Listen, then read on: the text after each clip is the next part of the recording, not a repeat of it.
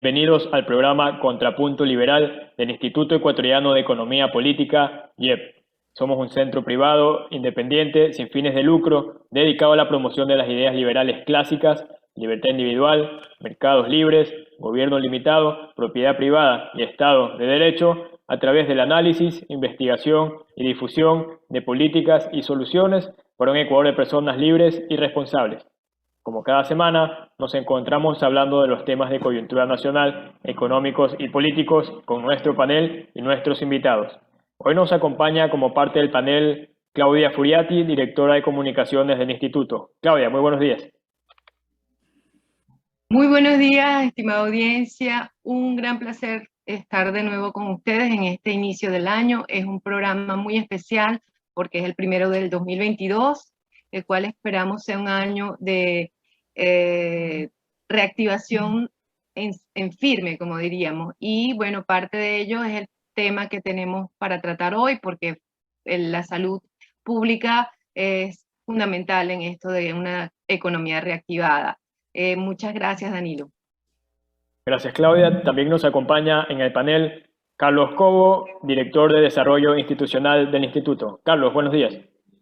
Buenos días, Danilo. Un muy buenos días y un feliz año a todos quienes nos están escuchando. También Claudia y a nuestro invitado del día de hoy. Gracias, Carlos. En este programa estaremos hablando sobre la vacunación obligatoria y si esta medida atenta contra las libertades civiles. Para hablar sobre este tema, hoy nos acompaña como invitado el economista Luis Espinosa Godet. Luis es doctorando en Economía de la Escuela Austriaca, es profesor e investigador de la Universidad San Francisco de Quito, columnista en el portal Primicias y es académico asociado del Instituto. Luis, muy buenos días. Muy buenos días, encantado de estar aquí porque, como muy bien dices, soy académico asociado del IEP y siempre que puedo colaborar con el IEP, un instituto al que tengo tanto cariño, lo hago encantado. Así que encantado de estar con ustedes y de empezar el año con todos los que nos están escuchando también. Gracias, Luis. Igual nosotros encantados de que nos puedas acompañar. Ante la irrupción de la variable Omicron y el repunte de casos de infectados por COVID, las autoridades ecuatorianas resolvieron, entre otras medidas, la obligatoriedad del certificado de vacunación para el ingreso a ciertas actividades, a ciertos lugares. Luis, tú te has manifestado en contra de la obligatoriedad de la vacunación y has calificado en tu columna a esta medida como absurda, innecesaria, improcedente y liberticida. ¿Por qué consideras que esto es así?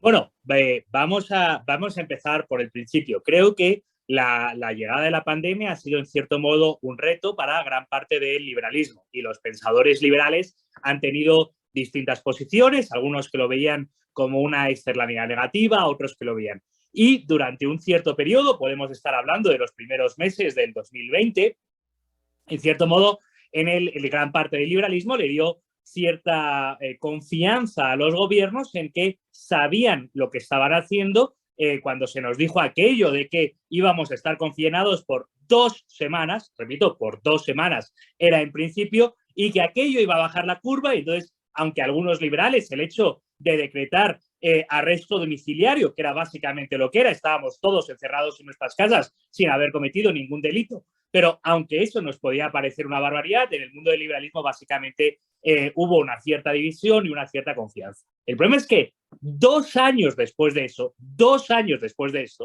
creo que la evidencia es abrumadora en cuanto a que las medidas que han decretado los gobiernos para gestionar la pandemia han sido, sobre todo, ineficientes y absurdas. Y no solo con que han tomado medidas ineficientes y absurdas, sino que ante la llegada de una nueva variable, en lugar de reevaluar y rectificar con respecto a lo hecho anteriormente, en lugar de ponderar costes y beneficios, lo que están haciendo los gobiernos es todavía insistir más en una gestión de la pandemia liberticida, controladora y completamente estatista, dando por asumido que el punto más importante, y esto creo que para mí es lo más profundo a nivel de entender, y es como hemos caído en lo que mi difunto y querido maestro Escotado, que falleció en este año 2021, es aquello de hemos pasado de la autoridad de las sotanas negras a la autoridad de las batas blancas. Parece que lo que antes decía es que Dios lo quiere, justificaba cualquier medida y ahora la ciencia dice justifica cualquier medida. Pero eso es simplemente cientificismo, porque no hay evidencia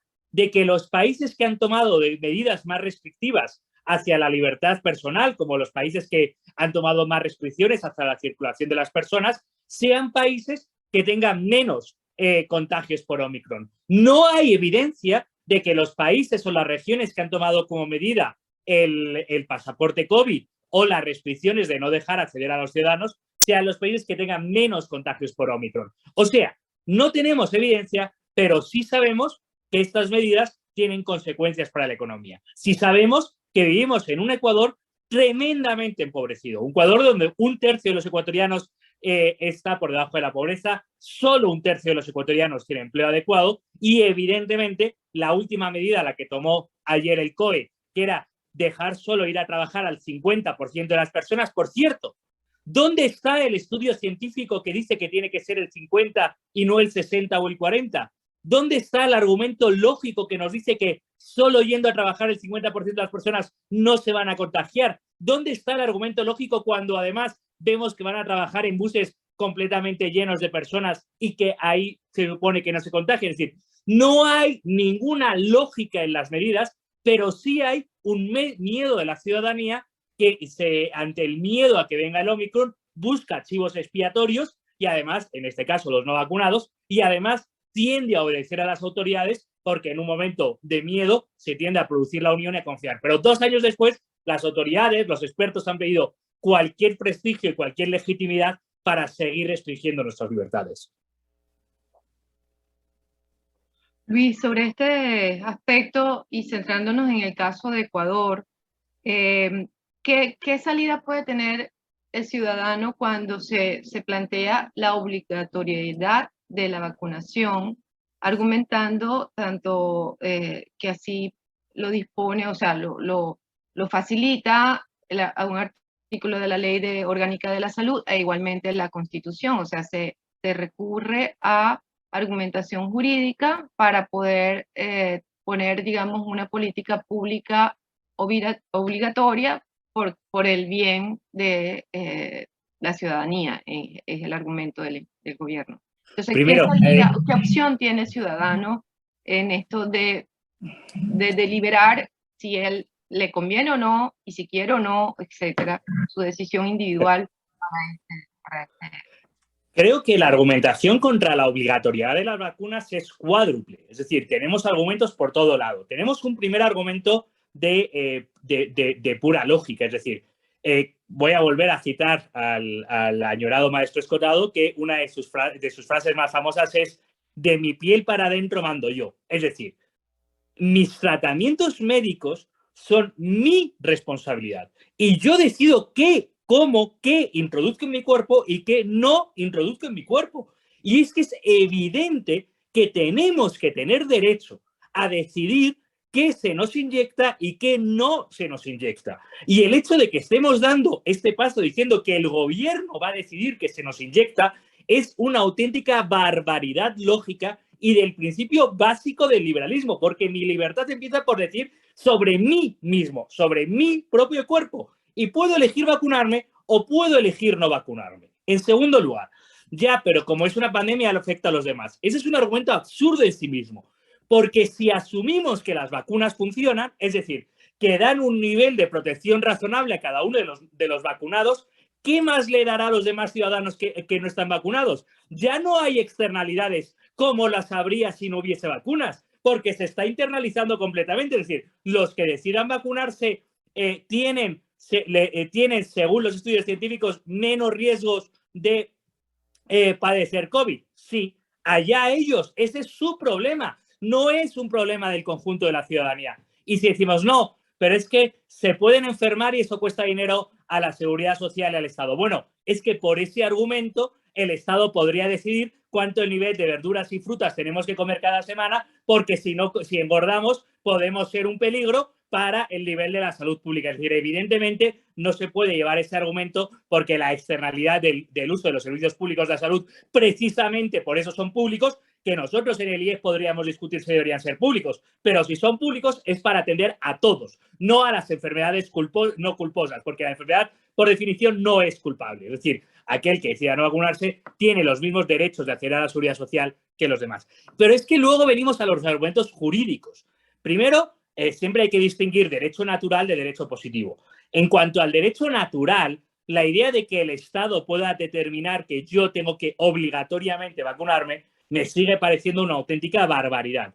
Pero en cuanto al derecho positivo, en Ecuador hay una duda sobre si una ley preconstitucional puede obligar a los ciudadanos a vacunarse, que esa es la restricción de un derecho fundamental. Porque evidentemente el derecho a la salud y a la decisión sobre la propia salud es fundamental. Y ojo, el derecho a la salud es subjetivo. Yo puedo decidir sobre mi propia salud. No es lo que un médico me diga que yo tengo que hacer, no es. Yo puedo decidir sobre mi propio cuerpo y sobre mi propia salud. Y esto probablemente terminará en la Corte Constitucional, pero bueno, ya veremos cómo decide la Corte Constitucional, y el hecho de que en Ecuador casi todo termine en unas decisiones cuestionables de la Corte Constitucional, porque la propia Constitución es cuestionable en sí misma, es otro de los problemas institucionales que tenemos. Pero, Claudia, efectivamente hay argumentos por todo lado. Ahora, ¿qué es para justificar que no sea obligatorio? Ahora, además, es que hay dos pasos más allá.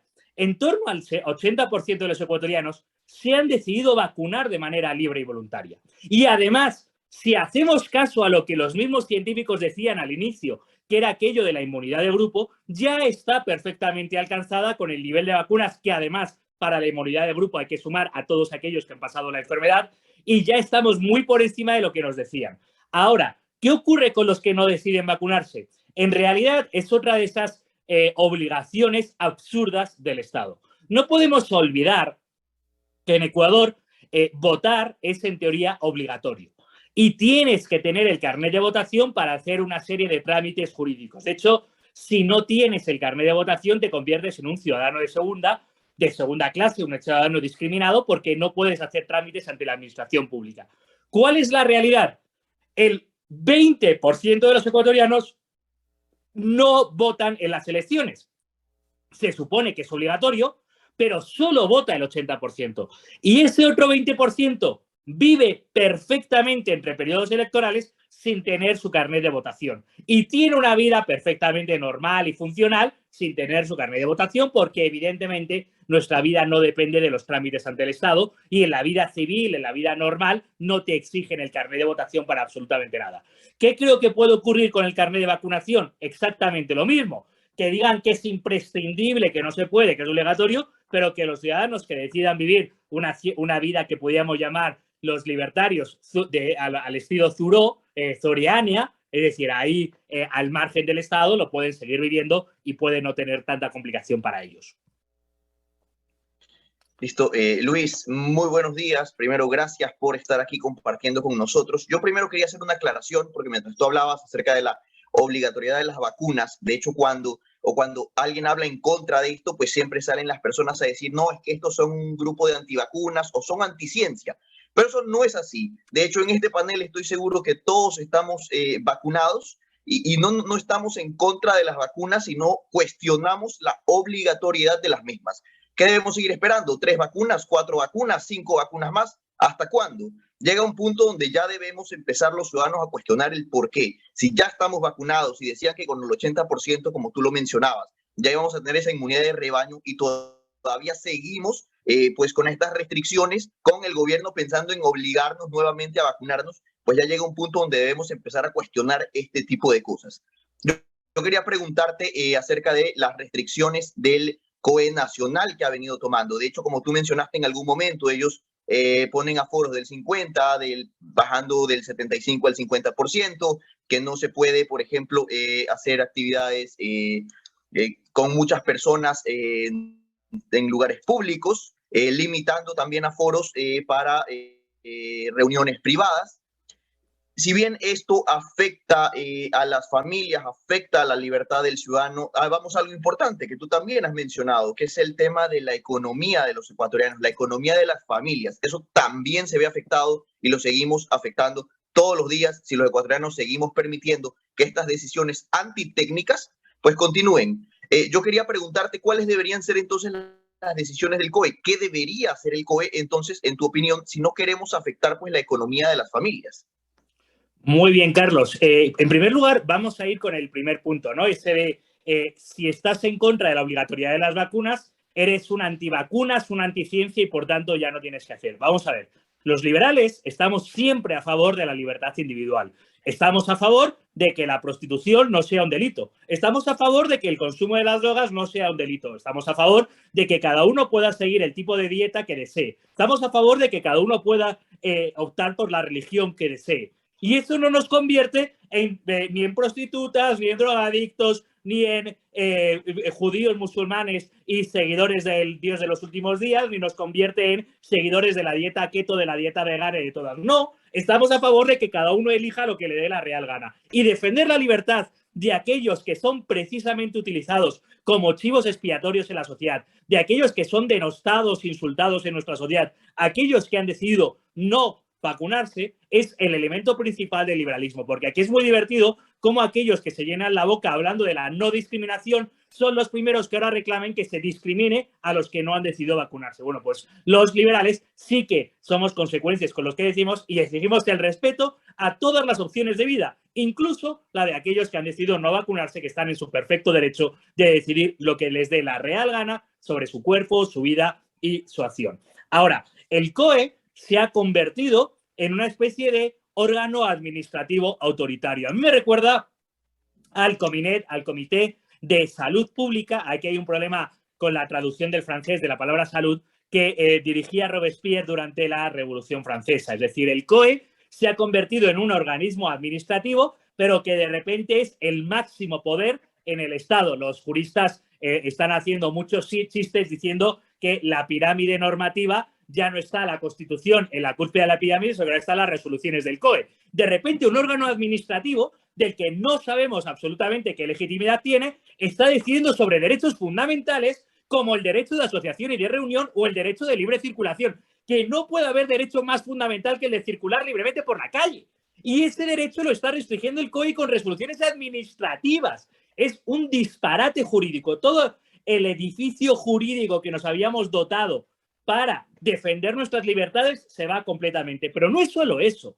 Es que además el COE durante meses y meses ni siquiera publicaba las actas de sus reuniones. Ni siquiera nos decía por escrito quién se había reunido, quién había decidido qué. Y yo me pasé meses y meses protestando en Twitter diciendo por qué estos señores no cumplen con su obligación de publicar las actas de sus reuniones, porque si ustedes van a decidir sobre mis derechos fundamentales, yo tengo derecho a saber quiénes son ustedes. Por cierto, en España se descubrió que el comité de expertos no existía, porque cuando se presentó judicialmente al gobierno que nos explique qué comité de expertos eran, no existían. Y el COE toma decisiones que dicen basadas en la ciencia, pero no hay absolutamente ningún estudio científico que nos diga que los aforos del 50% reducen menos el contagio que los del 75%. No existe esa evidencia en la que se supone que con esa supuesta autoridad se erige el COE y dice yo he decidido y he hablado con los científicos para decir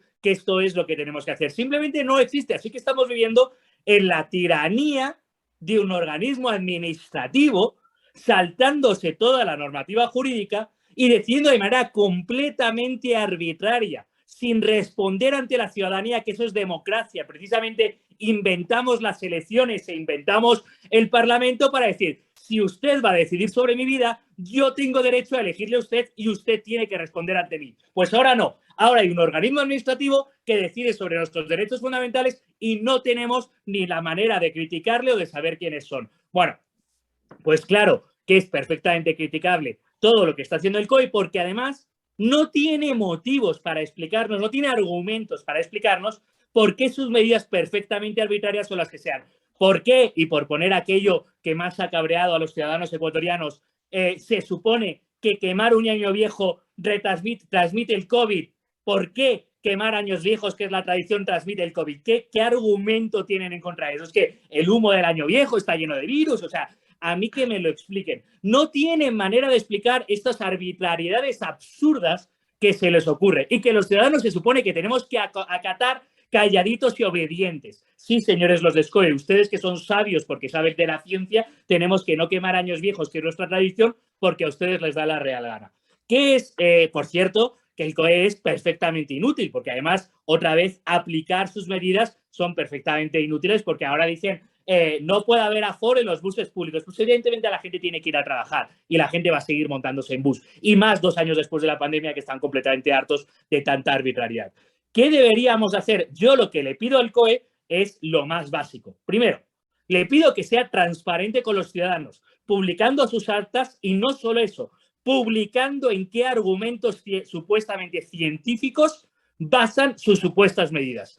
¿Qué científico, qué estudio les ha demostrado que el 50% de aforo transmite menos contagios que el 75% y que lo adecuado ahora es el 50%? Segundo, les exijo que cumplan con los derechos fundamentales y que un organismo administrativo no puede impedir ni el derecho de asociación, ni el derecho de reunión, ni el derecho de libre circulación, ni el derecho al trabajo, que son derechos fundamentales y que para cambiar derechos fundamentales tienen que hacerlo por vías constitucionales, no por vías administrativas. Y tercero, les pido que se fijen en otras regiones del mundo, y en este caso creo que Madrid, de donde vengo, se ha convertido en el bastión del liberalismo gracias a nuestra querida presidenta Isabel Díaz Ayuso, desde luego muy querida por mí, que ha propuesto un modelo de gestión de la pandemia liberal basado en la libertad de los ciudadanos y en la capacidad del sistema sanitario, que está demostrando que permite más crecimiento económico con no más contagios, lo cual es, desde luego, un modelo de éxito. Y le pido al COE que, en lugar de fijarse en los modelos liberticidas, se fije en los modelos liberales, como puede ser el de la Comunidad Autónoma de Madrid. Bien, creo que justamente también Hayek nos da argumentos para oponerse a estas medidas del COE, ya que, como bien nos dice, el conocimiento está disperso y no hay ninguna persona ni grupo de personas con la capacidad de poseer todo el conocimiento y a través de este implementar medidas que generen una relativa eficiencia o que no terminen imponiéndole costos a ciertos individuos. Luis, ahora te quiero preguntar, ¿qué nos dice todo esto sobre la manera de hacer ciencia y sobre cómo las personas conciben la ciencia? Porque se suele presentar la evidencia científica como algo incuestionable, cuando justamente Karl Popper nos decía que es todo lo opuesto, que todo conocimiento es provisional y sujeto a refutación. Bueno, Danilo, la verdad es que es un gusto estar en el IEP y es un gusto estar hablando con vosotros, porque se muestra que tenéis un nivel de conocimiento de temas complejos como el de la epistemología muy superior a la mayor parte de los ciudadanos. Aquí hay un tema que a mí me está apasionando en estos momentos y es descubrir cómo, como yo le he dicho en una frase de mi maestro Escotado, esa de que hemos pasado de las sotanas negras a las batas blancas, pero yo sí que creo que tenemos un problema con el cientificismo. La idea de que la ciencia es una voz de verdad incuestionable y la falta de comprensión de lo que la ciencia es. Vamos por orden. La epistemología, que es el estudio de qué es la ciencia, lleva muchos años cuestionándose este tipo de cosas. Tú has nombrado a un autor muy querido para los liberales, que es Karl Popper, que es sobre todo epistemólogo. Y Karl Popper tiene este libro, que es La sociedad abierta y sus enemigos, y Karl Popper empieza a hablar de un concepto de verdad científica hablando de refutación y falsación. Es decir, la verdad científica siempre es una hipótesis que puede ser refutada y falsable. Pero yo soy muy admirador de un pensador que viene después, que es Feyerabend, y Feyerabend tiene El mito de la ciencia, y es un libro donde demuele completamente esa idea de que la ciencia es incuestionable. Lo que es curioso es que hay una profunda línea dentro de la Escuela Austriaca de Economía que quizás hasta estos momentos no ha sido ni tan explorada ni tan visualizada, que podemos estar hablando de Polanyi, el bueno, porque su hermano era comunista, pero Polanyi el liberal, el hermano liberal, que también tiene La ciencia en una sociedad libre, un libro muy interesante. Podemos estar hablando de Don Lavoie, cuando hacía epistemología, y sobre todo en nuestros tiempos podemos hablar de Koppel, Koppl, que es un autor que tiene un libro, La falencia de los expertos antes del COVID, y ya hablaba de que los expertos se equivocaban y hacían mucho daño a los ciudadanos en una sociedad libre. Y nuestro muy querido amigo, porque es muy amigo del IEP también y de nuestra querida Dorita, Gabriel Zanotti, que es un grandísimo epistemólogo y que lleva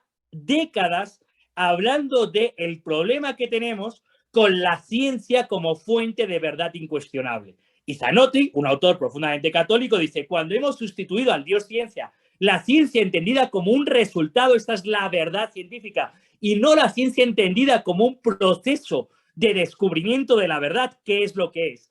Entonces, cuando hemos encumbrado a este nuevo Dios que es el cientificismo, que es la ciencia como la verdad, no como una verdad cuestionable en proceso de descubrimiento, que es su realidad, tenemos un problema grave en nuestras sociedades. Y toda esta línea de pensamiento venía desde antes de que viniese la pandemia. Y cuando ha venido la pandemia, se ha desatado y ha explotado este peligro que estos autores liberales, no de manera muy conocida, porque no eran los más populares o no era el tema más popular entre los autores liberales, pero ha estallado y hemos visto, sí, tenemos un problema real grave en nuestras sociedades, porque parece que los científicos son completamente incuestionables y cuando se convierte a alguien en incuestionable se les convierte en semidioses y sabemos que el poder corrompe, pero el poder absoluto corrompe absolutamente. Es decir, sabemos que la idea de que no se te cuestione en sociedad, que te hagan caso los políticos, los políticos hablen de voy a limitar la libertad de los ciudadanos porque la ciencia me dice, no dicen tal o cual científico, tal o cual estudio, no, la ciencia,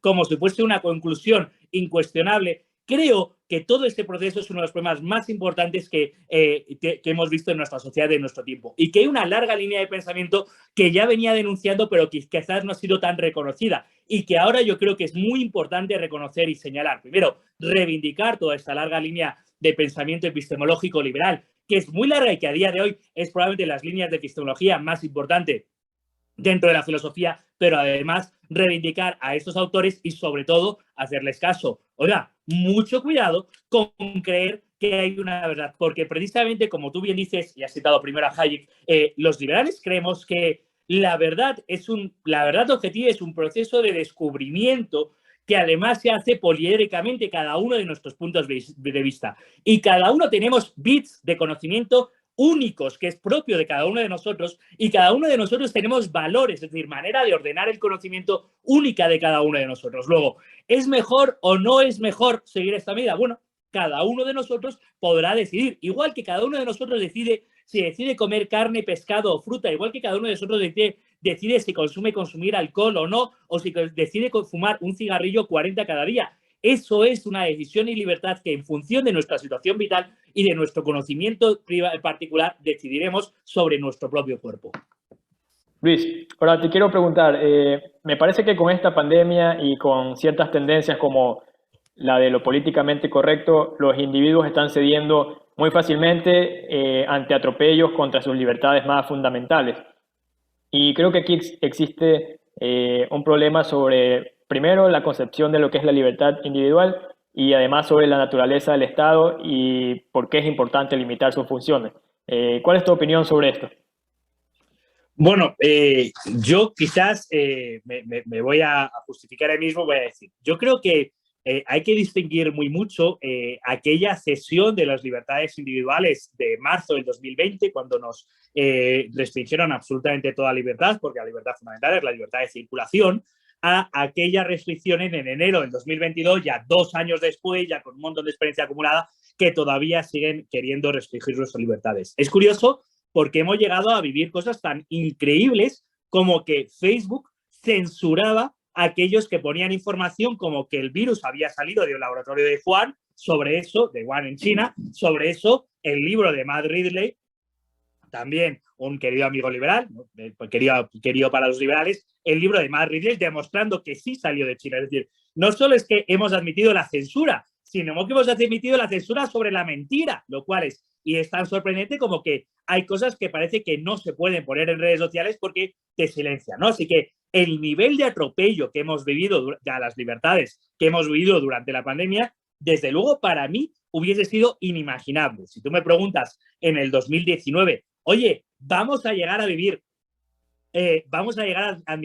que los ciudadanos admitan que se les confine en sus casas o peor todavía por meses y meses, o vamos a admitir que 2 años después no se les permita salir. Yo diría, eso jamás ocurriría en sociedades libres y democráticas. Bueno, pues hemos tenido que demostrar que, por desgracia, yo estaba profundamente equivocado y sí ha ocurrido todo eso.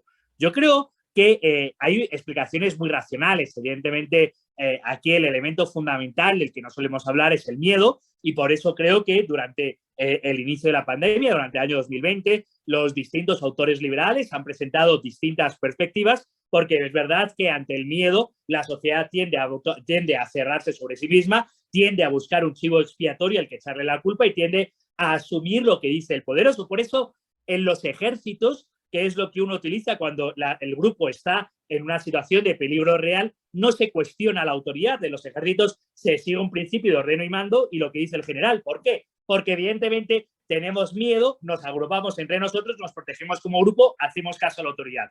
Pero claro, ya estamos en un modelo que ya han pasado 2 años y estamos en otra situación y creo que es hora de hacer reflexión sobre los atropellos a la libertad que hemos vivido y lo fácil que ha sido para los gobiernos atropellar nuestras libertades y la falta de resistencia de la sociedad civil ante los atropellos que hemos vivido durante esto. Porque, claro, que podría ser cuestionable si los confinamientos hubiesen sido, pero desde luego no hay manera de justificar hechos como el hecho de que se haya impuesto la censura y sin embargo también se ha impuesto. No hay manera de justificar hechos como que se haya impuesto la obligatoriedad de las vacunas y sin embargo se está imponiendo. No hay manera de justificar. Es decir, hay muchas cosas que ya no tienen que ver ni siquiera con la pandemia, no hay manera de justificar que no se puedan quemar años viejos y sin embargo lo están intentando imponer. Es decir, hay cosas que es que ya no son discutibles, ni siquiera tienen una razón argumentativa desde el punto de vista sanitario y sin embargo son libertades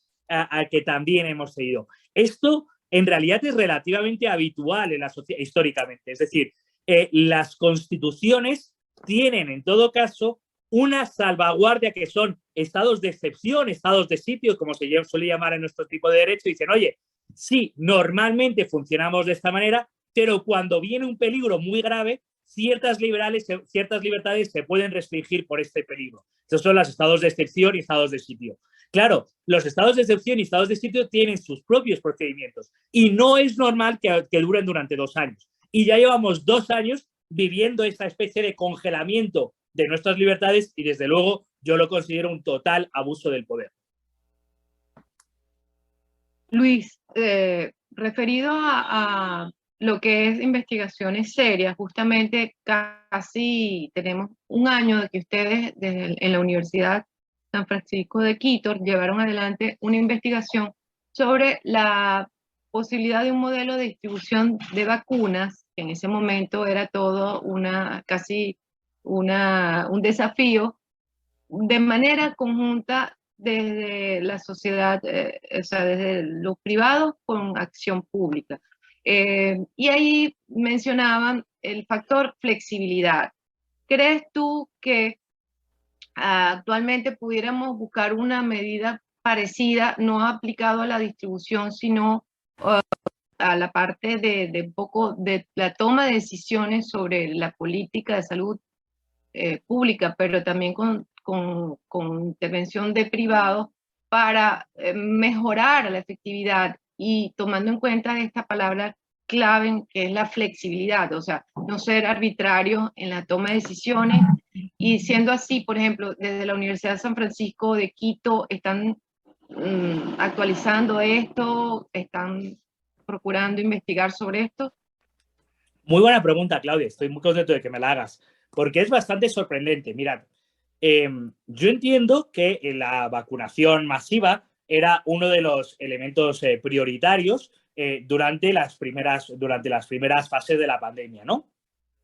Y en el caso de Ecuador vivimos de manera dramática la ineficiencia del Estado. Es decir, en el caso de Ecuador vivimos, creo recordar que fueron 4 ministros de salud que fueron incapaces de hacer un plan ni medianamente razonable y además estaban basados en modelos centralistas, además con corrupción, aquello de las vacunas VIP, en modelos centralizados con corrupción absolutamente inadmisibles. Desde el Instituto de Economía de la Universidad de San Francisco, junto a Pablo Lucio Paredes, escribimos, creo recordar que fue en febrero o marzo del 2021, un artículo llamando a un modelo de vacunación que sea flexible, como muy bien dices, Claudia, con alianzas público-privadas.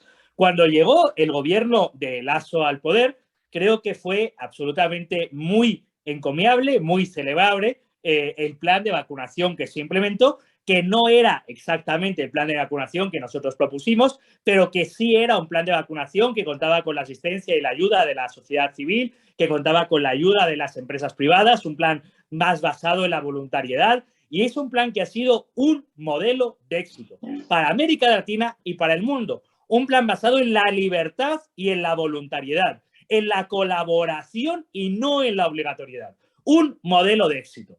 Lo que es lamentable, lo que es horrible, es que el mismo gobierno que con un modelo de libertad y voluntariedad, no exactamente el que nosotros propusimos, pero sí con gran parte de los principios básicos, haya sido capaz de lograr el mayor éxito, uno de los mayores éxitos de la vacunación de América Latina, y sin embargo, ahora diga que la vacunación tiene que ser obligatoria. Entre otras cosas, porque lo de la vacunación obligatoria es impracticable a nivel práctico. Es decir, ¿qué quiere decir eso? ¿Quiere decir que van a llegar uno por uno sanitarios con 4 policías a cada casa de cada ciudadano y a los que no quieran vacunarse les van a poner así, les van a vacunar los sanitarios con los policías agarrándoles aunque no quieran? Eso evidentemente no tiene ningún sentido. No hay manera de hacer que eso sea verdad. Además, cuando ya el 80% de la población de Ecuador se ha vacunado voluntariamente, cuando el modelo ha sido un éxito. Quiero decirlo, el problema actual ni de la situación pandémica del Ecuador, ni de la situación económica del Ecuador, ya no es las vacunas. Las vacunas ya se ha superado, ya se ha vacunado. Ahora se podrá hablar de tercera, cuarta, quinta dosis, séptima dosis, para quien quiera, como desea, eso ya. Pero a día de hoy esta parte ya se ha superado. Ahora tenemos que empezar a hablar del problema real que tenemos en Ecuador. Tenemos un problema de crecimiento económico, tenemos un problema de desempleo, tenemos un problema de pobreza, tenemos un problema, y de esto se habla muy poco, de salud psicológica de los ciudadanos y de los jóvenes, niños y adolescentes. También hay que hablar de las consecuencias de la pandemia en cuanto a la salud psicológica. Tenemos un problema de salud general porque todo el sistema sanitario ha estado durante 2 años concentrado en el COVID y tenemos que hablar del cáncer, tenemos que hablar de otras enfermedades no detectadas. Y lo que es extraño es que no estemos hablando de todos esos temas. No estamos hablando de los problemas reales que afectan a los ciudadanos de Ecuador. De hecho, si uno sale a la calle, y sí, aquellos que quieren vivir encerrados en su casa, la gente sale a la calle y pregunta a los ciudadanos de Ecuador que están en la calle, que se están montando en el bus ahora. Su principal preocupación a día de hoy, enero del 2022, no es el COVID. Su principal preocupación es el trabajo, es la pobreza, que es lo que realmente está afectando a los ciudadanos a día de hoy. Listo, Luis. De hecho, y me encanta que hayas mencionado esto porque es justamente uno de los temas donde quería ir, a estos problemas que estamos teniendo los ecuatorianos. Tú mencionaste la falta de trabajo, la falta de crecimiento económico. De hecho, con esto, el presidente Lasso hace algún tiempo envió su reforma tributaria donde mencionaba unas reducciones de impuestos a, por ejemplo, pañales, alcohol en gel y diferentes tipos de cosas que beneficiaba pues, a los que menos tienen, según lo que ellos han mencionado. Se espera también enviar una ley de inversiones y una ley para el tema del trabajo de los ecuatorianos, para que solo, como tú también mencionaste, solo 3 de cada 10 ecuatorianos tienen un empleo formal. ¿Qué hacemos con el resto de ecuatorianos que salen todos los días a buscar trabajo y que desgraciadamente no lo encuentran? ¿Tú crees que estas leyes que ha enviado y que está por enviar el presidente serían suficientes? Y en caso de que tu respuesta sea no, ¿qué consideras tú que debemos hacer para crecer económicamente, para arreglar el problema del empleo y estos problemas reales que están pasando los ecuatorianos hoy en día? Muchas gracias, Carlos. Pues mira, es que creo que lo primero que tenemos que hacer es lo que tú estás haciendo, y es hablar en serio de crecimiento económico. A mí me sorprende cómo en el debate público seguimos hablando del campo y las flores, seguimos hablando de la primavera y el invierno, seguimos hablando de todo menos de lo realmente importante, que es crecimiento económico. Porque no nos podemos llevar a engaño. Si queremos solucionar la pobreza, y creo que queremos solucionar la pobreza, si queremos solucionar la falta de empleo adecuado, y creo que queremos solucionar la falta de empleo adecuado, si queremos solucionar la falta de oportunidades para los ciudadanos, y queremos solucionar la falta de oportunidades para los ciudadanos, es más, si queremos mejorar la situación de las madres solteras, de las mujeres en el ámbito laboral, de la violencia, de la delincuencia, todo eso pasa por tener crecimiento económico. Y pasa por tener crecimiento económico serio.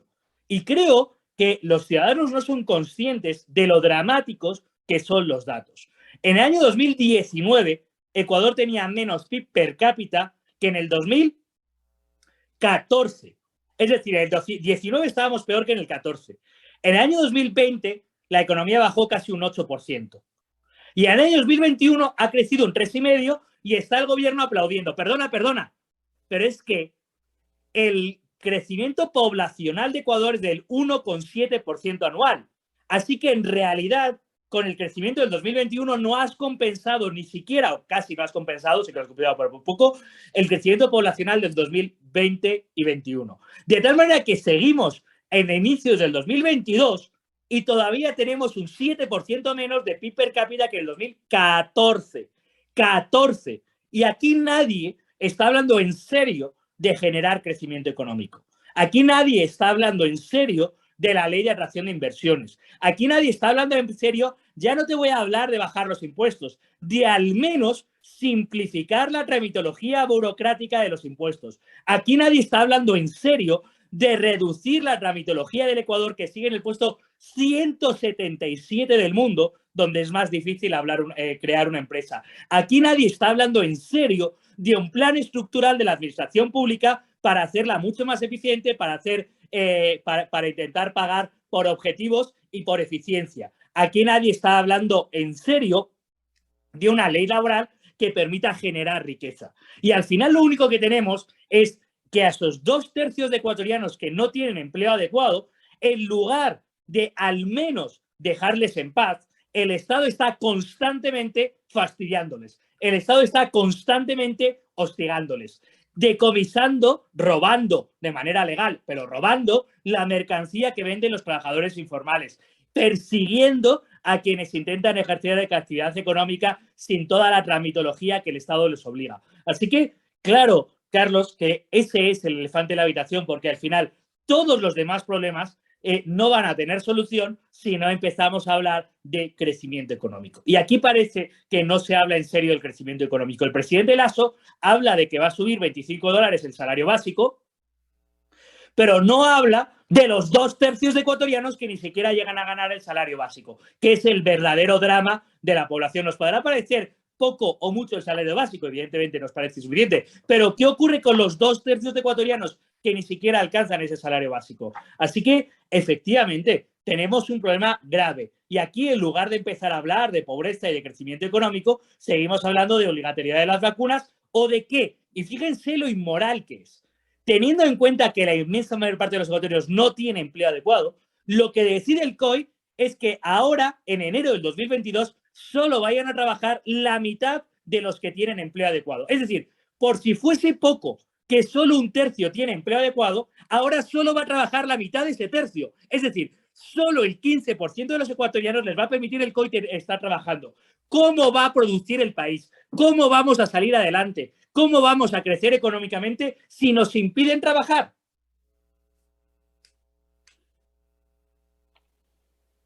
Luis, digamos, tomando en cuenta toda esta reflexión muy interesante que ofreces, y viendo que tenemos próximamente una fecha histórica para la economía de Ecuador, que es los 22 años justamente de la dolarización, siempre decimos que hay materias pendientes en este campo, ¿no? Y que van de la mano con esta reactivación de la que hablas, por ejemplo, asociada al empleo, a tener digno empleo. Por favor, ¿pudieras hacernos ese resumen de lo pendiente de la dolarización 22 años después, siendo que es una de las principales instituciones, diríamos, económicas que tiene el Ecuador, pues, y que ha sido fundamental en mantener voy a mencionar un distinto este a lo que es a lo que ha vosotros le tenéis sido mucho la cariño, porque tendencia también en está la editado región. por el IEP y por la Universidad de San Francisco. Y precisamente este libro que editamos el año pasado, en el año 2021, el libro colectivo en el que también participan queridos amigos del IEP, como Dorita y Franklin y demás, y yo mismo, lo que venimos a decir en este libro, que se llama Ecuador, un país dolarizado, pasado, presente y futuro, y junto a Pablo Lucio Paredes, yo escribí el capítulo del futuro, y ahí lo que venimos a decir es efectivamente lo que dices, lo que muy bien dices, Claudia. Es curioso porque Ecuador tiene graves problemas estructurales en su economía. tiene problemas en la situación fiscal, tiene problemas en la situación laboral, tiene problemas en la atracción de inversiones, tiene problemas en la seguridad jurídica, tiene problemas en el sistema de arbitraje, tiene problemas de comercio internacional, tiene graves problemas estructurales en su economía, pero desde luego el único no problema, es decir, lo que realmente funciona bien, es la dolarización. Pero para que la dolarización permita sacarle todas sus ventajas, es decir, si ya tenemos la moneda de comercio internacional, sería mucho más razonable tener mucho más comercio internacional. Pero claro, si tenemos un impuesto a la salida de divisas, si no tenemos tratados de libre comercio, no somos parte de la Alianza del Pacífico, es muy difícil que eso se llegue a producir. Si ya tenemos una moneda estable, sería mucho más razonable atraer inversiones porque se elimina el riesgo de tipo de cambio y se pueden atraer inversiones. Pero claro, si no hay seguridad jurídica ni una ley de atracción de inversiones, eso no va a ocurrir. Así que la dolarización, para sacarle todo su provecho, nos obliga a avanzar muchísimo más en muchísimos otros campos, en todos los demás que no son precisamente el campo de la teoría monetaria. Y ojalá se pueda avanzar en todos esos campos. Por desgracia, no estoy oyendo que el gobierno de Lasso o que se esté hablando en el debate público de estos cambios estructurales que son lo realmente necesario para sacarle provecho a la dolarización. Que efectivamente, pues si estamos al 4 de enero, dentro de 5 días se cumplen 20 años desde que se anunció la dolarización. Aquí está el libro de Yamil Mawad, que también salió en el año 2021, así dolarizamos el Ecuador. El 9 de enero se cumplen 20 años desde que se anunció la dolarización, 22, perdona. Y creo que sí que es una fecha que es importante que los ecuatorianos recuerden porque la dolarización nos permite acumular riqueza y eso permite que no haya aún más pobreza en Ecuador. Luis, hace un momento detallabas cómo nos estamos centrando en temas que quizás no sean tan prioritarios y no en la generación de riqueza, en crecimiento económico y cómo solucionar los problemas de empleo del país. Y justamente hace aproximadamente un año, te tuvimos de invitado aquí en este programa y conversábamos sobre lo mismo. En ese entonces existía la incertidumbre de quién llegaría a sentarse en la silla presidencial y obviamente cómo esto incidiría en la política económica del país. Y ahora que, bueno, tenemos un presidente más cercano a las ideas de la libertad y que además ya se han solucionado algunos de estos problemas que mencionabas en tu última intervención, como mayor apertura comercial, el reingreso al CIADI, entre otros temas. ¿Cómo evalúas estos primeros meses del presidente y cuáles son tus perspectivas para este 2022? Qué manera más educada has tenido, Danilo, de decirme, en primer lugar, que no me vas a invitar hasta el año que viene, porque ya me tuviste el año pasado ya para enero del 2023, y en segundo lugar, que me repite que como todos los años digo lo mismo, que al fin y al cabo también da un poco igual, ¿no? Que estás diciendo lo mismo que dijiste.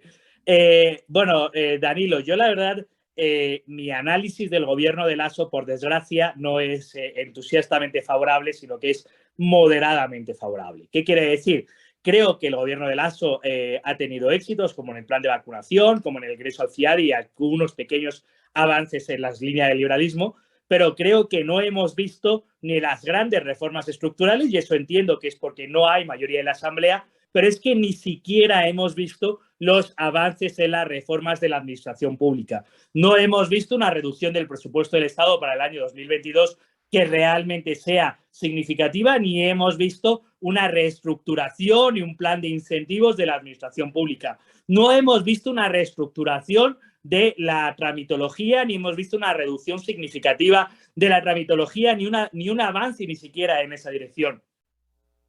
No hemos visto resultados en las alianzas internacionales, en la Alianza del Pacífico, ni demás. No hemos visto resultados en el intento de crear al menos un nuevo tipo de contrato o algo en esa dirección. Es decir, creo, y todavía sigo creyendo, que el gobierno de Arauz hubiese sido nefasto en esas circunstancias, pero no creo que, por desgracia, la gestión del presidente Lasso haya sido tan liberal como a algunos liberales nos hubiese gustado, y creo que el problema grave de esto es que seguimos teniendo un tercio de ciudadanos pobres, y si yo defiendo las ideas de la libertad es porque estoy convencido de que son las que traen prosperidad, y estoy convencido de que ese tercio de ciudadanos pobres se merecen un gobierno, y esos 2/3 de ciudadanos sin empleo adecuado se merecen un gobierno que facilite la inversión, que genere confianza, que genere crecimiento para poder prosperar. Pero crecimiento en serio, no que con un mísero 3,5% después de bajar un 8% nos hagan creer que esa es la panacea y que estamos de maravilla.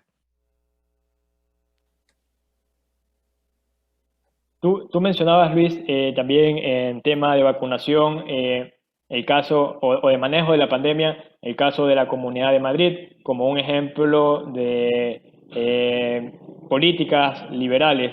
¿Crees que hay ya en el tema económico también ciertas medidas que podamos aprender de esta Comunidad de Madrid que tan exitosa ha sido y que es una referencia importante para los liberales? Sí, abridlo todo, abrid las ventanas, abrid las puertas, abrid los conciertos, abrid los restaurantes, abrid las empresas, abrid los mercados, abridlo todo. ¿Qué ha hecho Madrid? Abrir. No ha cerrado nada, ha abierto todo. ¿Y eso qué ha provocado? Que hay muchísimo más contagios por Omicron que en otras comunidades de España.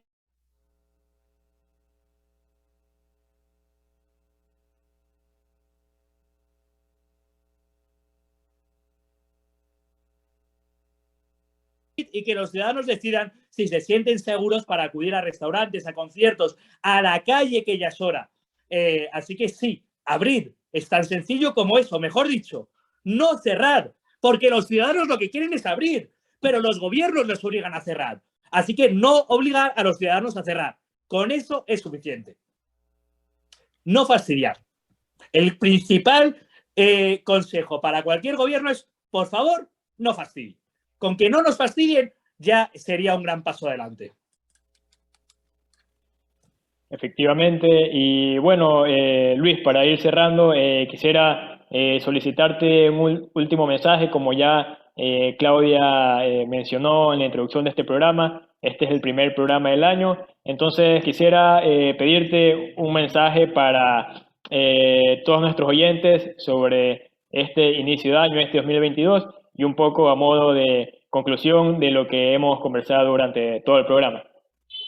Pues mira, Danilo, el mensaje que quiero lanzar a todos los escuchantes y a todos los amigos del IEP no es un mensaje propio de Luis Espinosa Godet, sino que quiero transmitir el mensaje que yo aprendí de nuestra queridísima Dorita de Ampuero, con quien tuve la oportunidad de estar hace una semana, y estábamos hablando de la situación del Ecuador actual, de la situación de la libertad actual, y yo hablaba con la preocupación que evidentemente durante toda esta hora os he transmitido. Y al final lo que me dijo Dorita es: Luis, hay que tener esperanza y hay que seguir trabajando por las ideas de la libertad. Hay que seguir luchando por las ideas de la libertad porque merece la pena, porque es el camino que hay que tener y hay que tener esperanza. Así que mi mensaje no es ni siquiera un mensaje propio, es un mensaje de una autoridad muy superior a la mía, sobre todo para los amigos del IEP, que es la de Dorita de Ampuero. Y Dorita de Ampuero me dijo a mí: hay que tener esperanza y que este 2022 sigamos trabajando sin desaliento, sin esperar un minuto, sin un segundo de descanso por las ideas de la libertad, porque merecen la pena y ahora más que nunca es importante trabajar por ellas. Así que ese es mi mensaje.